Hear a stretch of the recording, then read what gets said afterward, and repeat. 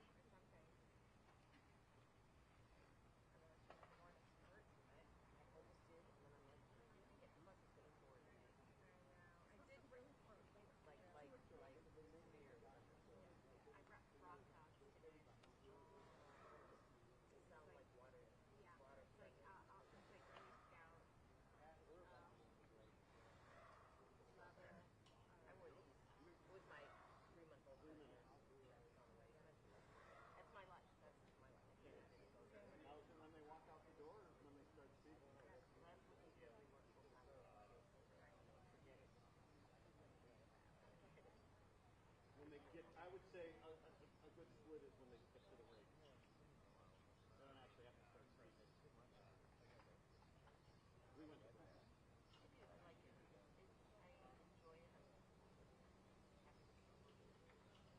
Yes, we're about 2 minutes away. Okay. I got your yellow.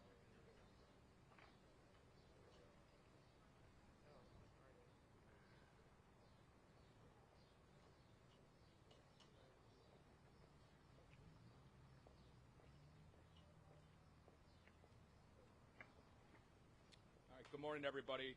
I'm joined here by Mayor Nancy Rotering and Chief of Police Lou Jogman. My name is Chris Covelli, C-O-V-E-L-L-I, and I'm the spokesman for the Lake County Major Crime Task Force. This morning we're going to provide you with some updates about where the investigation has led thus far, where we're at, and where we're going to be moving forward. So over the past 24 hours, there's been a significant amount of information obtained by investigators, and this consists of the extremely hard work by Highland Park Police, the Major Crime Task Force, State Police, ATF, and the FBI. Everybody has been collaborating very well to further this investigation. The community has been absolutely terrific as it comes to reporting information that they have, things they may have witnessed, things they may have seen, turning over video that has really helped us further the investigation and aid investigators. One point I just want to clarify is Robert Crimo III, he's 21. He'll be 22 in September of this year. So throughout the past 24 hours, investigators have spoken with numerous witnesses, some of the survivors. They've had the opportunity to review numerous video clips, both from cell phone video recordings and fixed cameras in the area, and they've conducted a number of other follow-up investigations. And based on where we're at this point in the investigation, and some of this is still preliminary, so is subject to change as we keep moving forward, but we do believe Crimo pre-planned this attack for several weeks. He brought a high-powered rifle to this parade. He accessed the roof of a business via a fire escape ladder and began opening fire on the innocent Independence Day celebration goers. The rifle was purchased in Illinois, and the information we have thus far is that it appears to have been purchased legally by Crimo. During the attack, Crimo was dressed in women's clothing, and investigators do believe he did this to conceal his facial tattoos and his identity and help him during the escape with the other people who were fleeing the chaos. During the attack, we believe that Crimo fired more than 70 rounds from this rifle into the crowd of innocent people. Following the attack, Crimo exited the roof, he dropped his rifle, and he blended in with the crowd, and he escaped. He walked to his mother's home, who lived in the area, and he blended right in with everybody else as they were running around, almost as he was an innocent spectator as well. He borrowed his mother's vehicle. We issued an alert yesterday afternoon. Chief Jogman provided the vehicle information and Crimo's information. We're very thankful that an alert member of the community saw Crimo's vehicle traveling southbound on Route 41, dialed 911. An alert North Chicago police officer spotted the vehicle, waited for additional backup units to arrive, conducted a traffic stop, and they were able to safely apprehend Crimo with no injuries to the officers. Inside the vehicle, there was a second rifle located. Indications is that was purchased by Crimo as well. Thus far, over 30 people were injured during the attack, and this does not include the 6 who lost their lives. Right now, Crimo remains in custody at this time. There are no indications that there was anybody else involved in this attack. By all indications, it appears Crimo was acting by himself. The Lake County State's Attorney's Office has been with us from the ground level. They're with us this morning. They were with us through the night. We continue to review the information. Investigators are still developing leads and very critical information.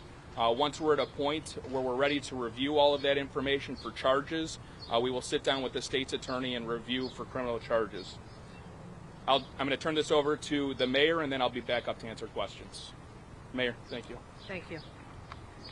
Today is a day of grieving together, a day to pause, a day to remember those who left us, those who were injured, and for strength for our community. Several vigil and prayer services are taking place today, both inside and beyond Highland Park. They are as follows. The Community Church of Lake Bluff 117 East Scranton Avenue, Lake Bluff, will hold a prayer service today at noon. The service will include prayer and music at Christ Church on the corner of Route 60 and Waukegan Avenue in Lake Forest. Trinity Grace Church and Christ Church has organized a community prayer gathering at 3 p.m. at Trinity Grace Church, 1506 Half Day Road, Highland Park. Everyone is welcome. Highland Park Presbyterian Church, Trinity Episcopal, and other area faith leaders will hold an ecumenical community prayer vigil today at 7 p.m. at the Highland Park Presbyterian Church, 330 Laurel Avenue, Highland Park. All are welcome.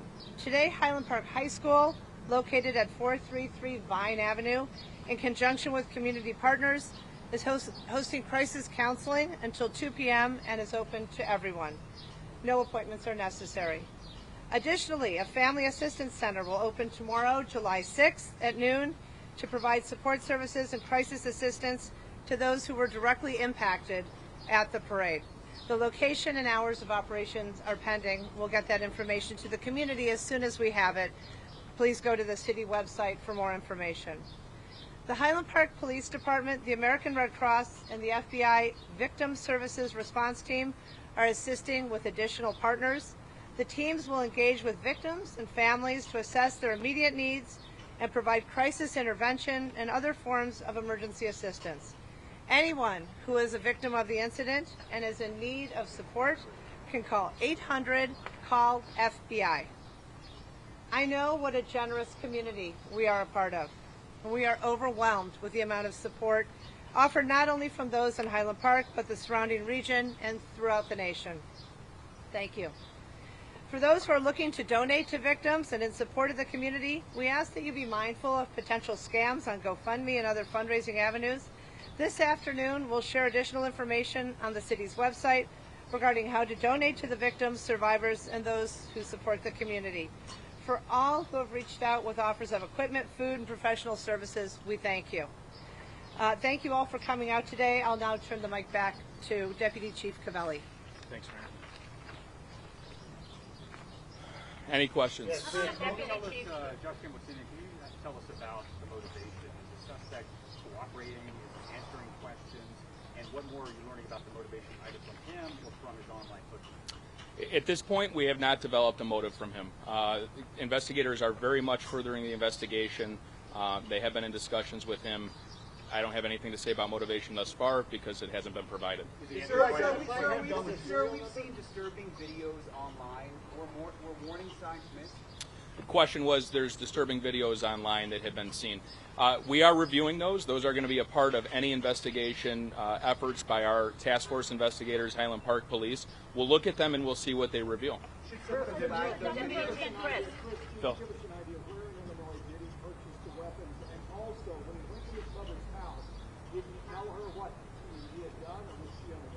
The question was, where did he purchase the weapons, and did he tell his mother what he had done? He purchased the weapons locally, within the region, so the Chicagoland area. When he went to his mother's, we have no indication that he provided any information to her. Can you give us an idea of how many weapons did he purchase and when was it? So he was in possession of the firearm the day of, the rifle. He was in possession of another rifle in his vehicle when he was pulled over by police. He also had other firearms that were recovered from a residence that he was living in Highwood. Criswell in his name? They were in his name. And all legally purchased? They were legally purchased. Chris, his level of disguise, right? So how did you guys identify him at this point? I mean, clearly there was a lot of planning. Do you have an idea when he placed himself on the roof? Like, is there a timeline? So we are working on the timeline, and we don't want to come out with inaccurate information on timing. One of the asks that we have is members of the community, if you have any video of this individual that is walking toward the parade, at the parade, potentially on the roof or exiting, to please call 1-800-CALL-FBI. As far as the disguise went, he wore that in an attempt to conceal himself. Do you have pictures of that you can offer? I mean, what did he look like? Or? Potentially, I'll look into that and I'll have to get back to you. How did you identify him? Considering the extensive digital trail, the disturbing videos, the amount of views garnered, was he known to law enforcement beforehand, and if not, why not? I can't get into that right now. There have been some law enforcement contacts, nothing of a violent nature. I can't get into the specifics of the context of that. And how many rifles? Our colleagues at NBC News are reporting that he purchased multiple weapons. Can you give us any details as to the weapons and how many he may have been in possession of? At this time, I know of the 2 rifles, and I know that there were potentially pistols that he had owned as well. Chief, on your investigation, Sir, Sir. has he made any statements to investigators, and does he have an attorney?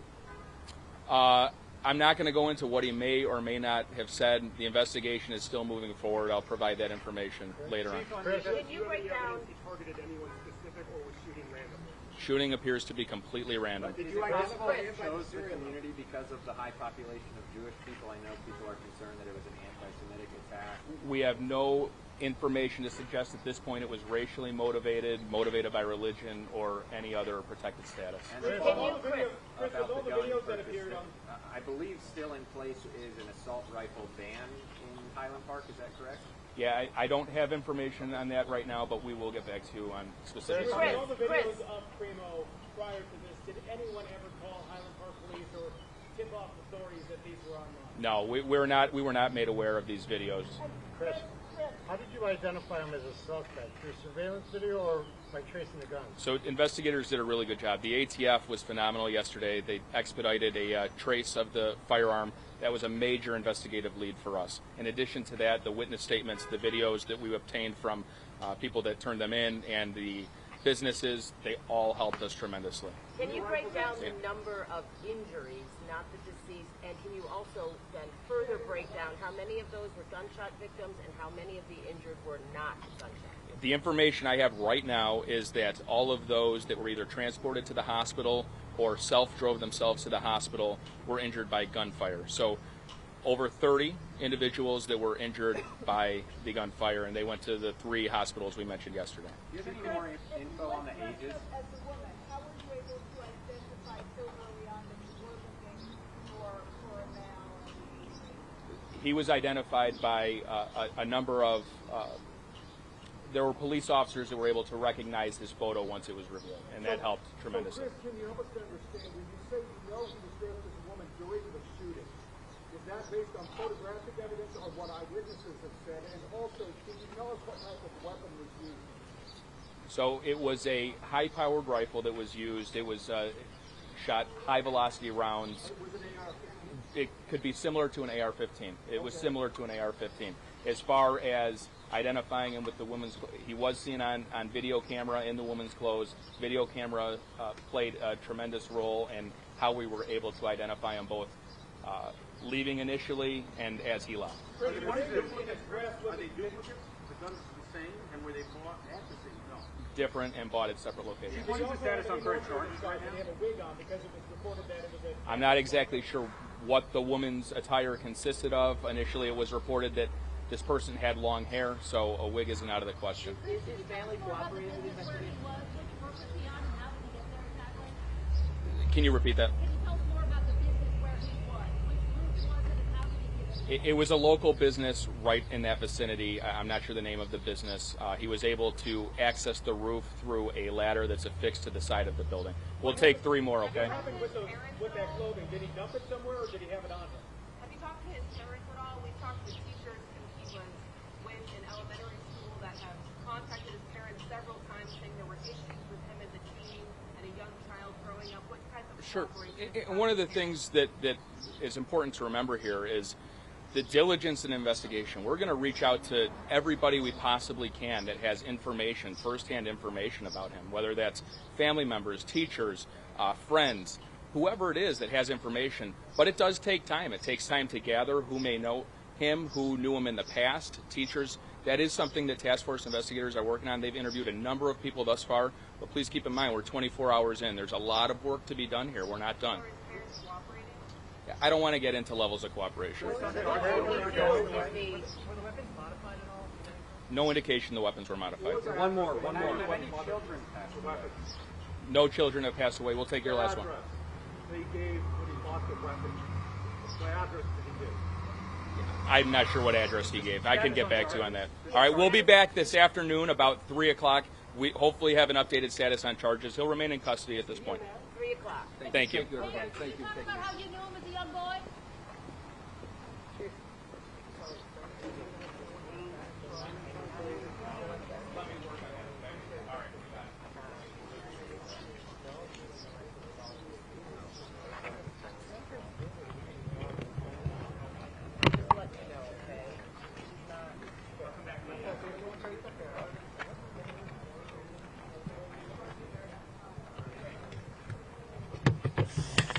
Sorry, Telemundo.